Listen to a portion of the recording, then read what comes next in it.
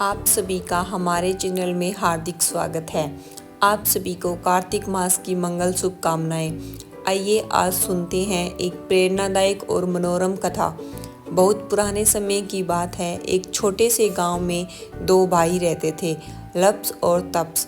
Tapas सदा भगवान की उपासना और ध्यान में लीन रहता, जबकि लप्स प्रतिदिन सवा सेर लापसी बनाकर भगवान को अर्पित करता और बाद में प्रसाद के रूप में स्वयं खा लेता। एक दिन दोनों भाइयों में यह विवाद उठ गया कि हम दोनों में बड़ा कौन है।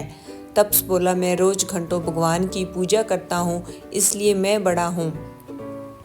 लप्स ने कहा, मैं तो रोज भगवान की सवा सेर लापसी का भोग लगाता हूँ, इसलिए मैं बड़ा हूँ। छोटी सी बात धीरे धीरे झगड़े में बदल गई। तभी वहां से देवर्षि नारद जी गुजर रहे थे।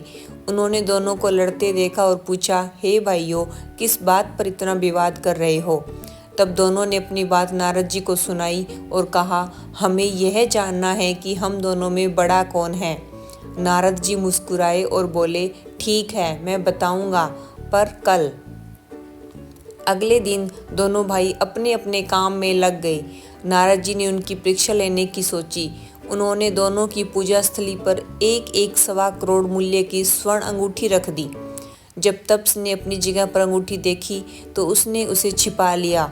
वहीं लप्स को भी अंगूठी मिली, पर उसने सोचा यह किसी की होगी। वह उस अंगूठी को लेकर गांव के मुखिया के पास गया और बोला, मुखिया जी, यह अंगूठी बहुत कीमती है, इसका असली मालिक ढूंढिए। मुखिया ने अंगूठी रख ली और कहा कि यदि कोई इसे खोजने आए तो लौटा देंगे।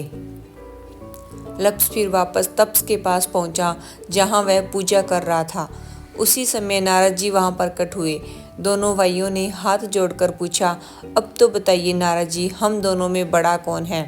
नारद जी बोले, लप्स बड़ा है। यह सुनकर तप्स को बहुत बुरा लगा। उसने कारण पूछा।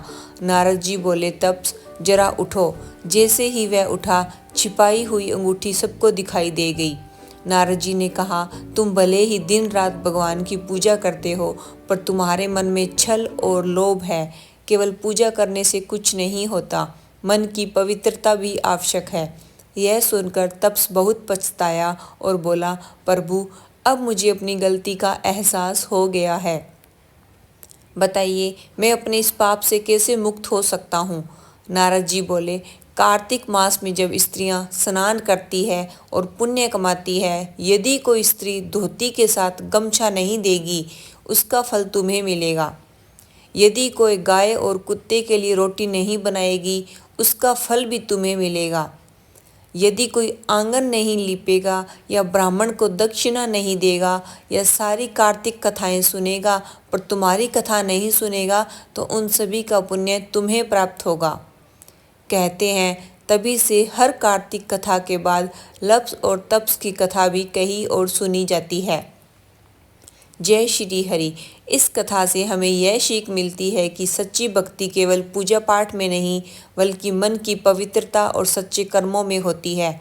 अगर कथा ने आपके हृदय को छू लिया हो तो लाइक करें, अपने विचार कमेंट में लिखें और चैनल कथा कहानी 13 को सब्सक्राइब जरूर करें। कार्तिक माह में भगवान श्री हरि और तुलसी माता आप सभी पर अपनी कृपा बनाए रखें। राधे राधे। जय श्री हरि।